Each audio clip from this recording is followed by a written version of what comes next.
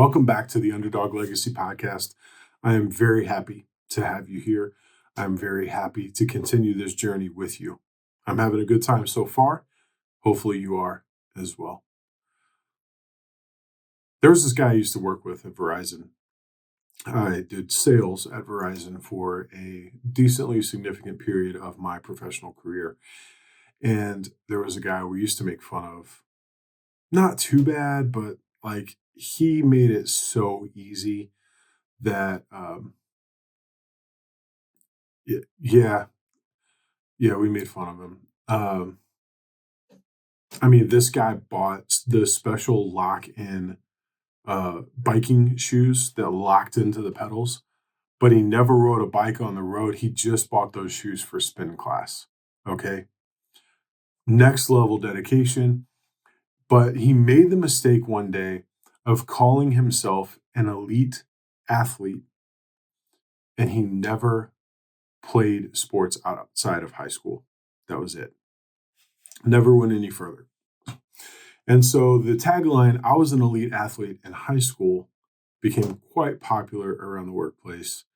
And it was hilarious because it was ironic, but he didn't recognize the irony of the statement. I was an elite athlete in high school. And the reason I tell you that little background is because I wanted to share something that you might not have known about me is that when I was in high school, I was actually an elite athlete. uh, no, but seriously, I was pretty good at putting a baseball bat on a ball and hitting it hard. Sometimes right at people, whatever, on base percentage, well, whatever. But I enjoyed the game of baseball. There was one instance where um, I was in a game, probably my sophomore year. So I was junior varsity. And I made the decision. I was up at bat. My dad and I had spent a lot of time. I got to do a lot of work to perfect my swing, to put in a lot of reps. I really worked hard at being a great hitter. And I was up at bat one time and got down to two strikes, and just something flipped. A switch flipped, and the next pitch the pitcher threw, I hit it over the fence. And I remember less about the at bat itself and more about the conversation I had with my dad after that at bat. It's never left me. I know he's referenced it and it's not left him. And he asked, he was watching, he made it to every single one of my games. He and my mom were always there, incredibly supportive. And he would be the dad behind the backstop, providing motivation and a backdrop of informative statements all throughout the at bat.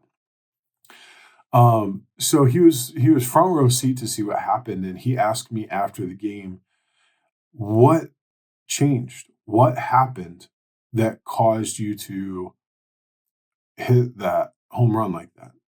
The question, "What happened?" And he hasn't let me forget that the response I gave was, I just decided that I wasn't going to let him beat me. And like he talked about how profound that was. And I remember the feeling of just, you know what? This guy is not going to throw the ball past me again. That is it. I'm done messing around. This guy is not going to beat me. I remember that feeling.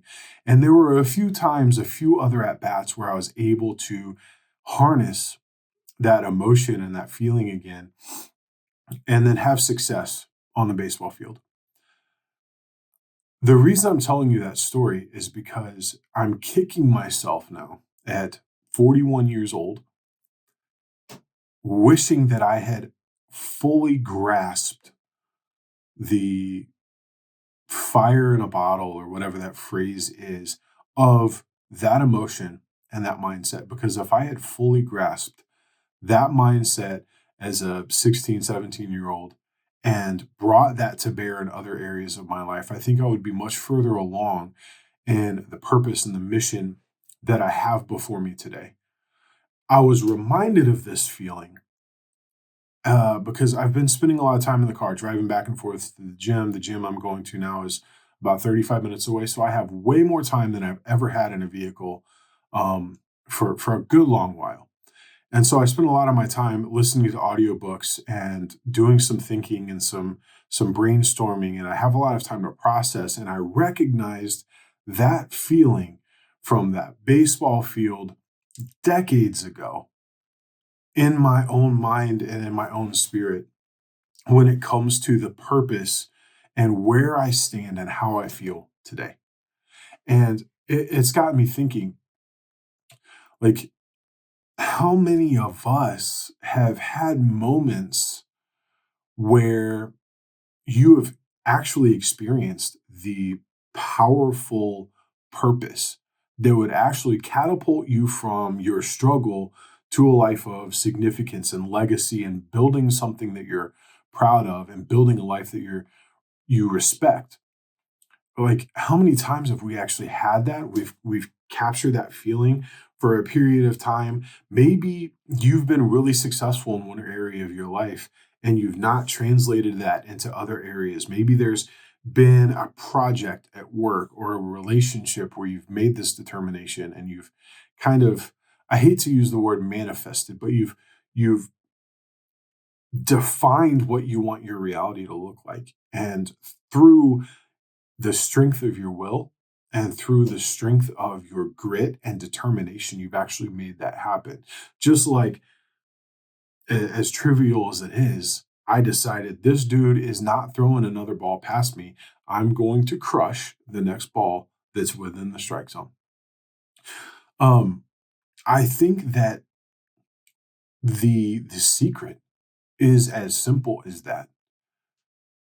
It's it's simple, but it's not easy. It's simple to think about getting a hold of that grit and making that determination that, like, this thing that I want is something that I'm going to pursue with everything that I've got, and I am not letting this opportunity pass me by. I didn't know how to apply it to my life at that point. Obviously, I wasn't ready, right? I was still immature. I was still in high school. I still had a lot going on, and I wasn't ready. I spent the next couple decades not ready. Um, we'll get into this topic later on, but I feel like we become ready for the things that we need to do in order to build a life that we've dreamt of or to fulfill the purpose that we feel called to. I feel like we become ready when we're ready to become ready, right? But it's it's vitally important that we unpack what that feeling is and we understand the importance of defining a purpose and the importance of locking in on the determination and the definite calling that we are not going to let slip past us like a fastball this time. I think that the ability to harness that energy and that focus is the difference between someone that absolutely crushes their dreams and their goals and those that tend to kind of skate through life a little lackadaisically. Maybe they have flashes of brilliance. I know that in my own life, I've had flashes of brilliance where it's like, man, that was cool. I've had flashes of inspiration where projects that I've done when I was working at Enterprise were incredible and I was very, very proud of them and they made a significant difference in the departments and the teams that I was working on. Since leaving Enterprise, I've had flashes of brilliance where I've been able to help people and I've been able to do some consulting for more money than I thought I would ever make per hour, and just blown away by the opportunity to have conversations with business owners and help them. And then it faded. I've had flashes of brilliance where I created a photography company and I did really well and I had a blast doing it. And the clients were incredible and the photos that I took were incredible. And the whole experience was just mind blowing. And then it faded away. Like, there have been flashes of brilliance where I've known, like, man, I feel like I'm onto something here, but it just never stuck. And I think that the sticking is something that we have to intentionally kind of lean into in order to be successful with it. What makes the difference is when you determine that I'm no longer going to live my life or allow my mindset to entertain passivity. I'm not going through life passively anymore, allowing the thoughts of others or the intents of others or the way that other people view me or even the way that I view myself to keep me from accomplishing these important tasks that I'm feeling called to. You have to move from just living life by default and you have to shift to living a life that is designed. And the way you do that is by focusing on your purpose. Every single person, I am thoroughly convinced, has a purpose. Every one of us is created by a creator that has a perfect plan for each and every one of us. It might not feel like it, and it might feel like life just has beat you up and beat you down and ripped your guts out time and time and time again. But there's a purpose to the life that you're living. You are not designed, you're not created to live a life that is just skating through, being passive, and accomplishing the bare minimum so you can go home and kick up your sore feet and accomplish little else. Do you honestly feel that your life was designed and created for less? I don't think anybody feels that way. I feel like we feel lost. I feel like we feel broken. I feel like we feel overwhelmed and shot and burnt out and just done with life sometimes. But I don't know of anyone that feels like their life is meant to be one of less than. The difference between living a life of less than and living a life of more is that you have to make a decision for yourself that you are here for a purpose. You are here for a plan, that there is something that you are called to. You probably already know what that thing is, and it is in you for a reason. The only thing holding you back from accomplishing it is your own limiting self beliefs and your own feelings that people are going to judge you, or people are going to think less of you, or people are going to laugh at you. When, like, if they do, does it matter? If they do, does it even really matter if you're able to accomplish the purpose for which you were created? I think that's the difference. And that's kind of where I want to leave today. Um, Kind of calling you to make a decision. Like, don't wait for someone else to give you permission to step into what you're called into. You've had moments like what I've just had where I've recognized that feeling I felt 20 years ago or more at this point, 20 going on, good Lord, going on 30 years ago at this point. That feeling of determination and grit and perseverance that allowed me to do something as trivial as hit a home run in a high school baseball game is the same feeling of grit and determination and confidence and boldness to claim something for myself that maybe otherwise seems a little bit crazy. You've had moments like this where you've felt that something rise up in you and you've accomplished more. Don't wait. Don't hold back from leaning into that. This week, make a decision. Here's your homework for this week between this podcast and the time you listen to the next one. Make one definite decision this week and back it with action. What is one thing that you can do this week that is aligned with a purpose that you feel called to? And then when you think of that one thing, do not hesitate, but actually go and implement it. Some ideas, if you're struggling, write your purpose down. It doesn't have to be perfect. You don't have to know how you're going to accomplish it. If you have any questions on that, go watch or listen to the first podcast that I put together. You don't have to know how you're getting there. You don't have to know how you're getting there. You just have to know that's where I'm headed. This is the next step. Those are the only two requirements.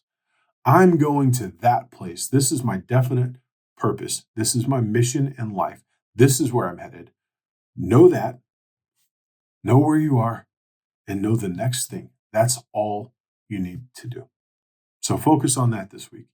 If you're not sure of your purpose, spend some time writing that down and defining it. What's the thing that if you could do it and never have to worry about money, and you never worried about getting paid, and you never worried about bills or debt or opinions or feedback or judgmentalism from anybody else, what's the thing that you would do? Write that down, begin defining that, and then determine what is the one thing that I can do today, or what's the one thing I can do tomorrow morning when I wake up that's going to help me become the type of person that can accomplish this thing. You don't have to know anything else. That's it. Get to it. Let me know how it goes. Weigh in on the comments, shoot me a message, follow me on Instagram, find me on YouTube, shoot me an email, shoot me a text if you got my number. I am here for a purpose of helping people. This is a piece of it. What I'm building outside of this little podcast is a piece of it. And I'm here to help people overcome their own biases and their own fears and follow along with me. I am literally doing this with you. I don't know what my next steps are. I don't know how I'm getting there, but I know where I'm going, and I know what I can do today, and I know what I can do tomorrow. And that is absolutely enough.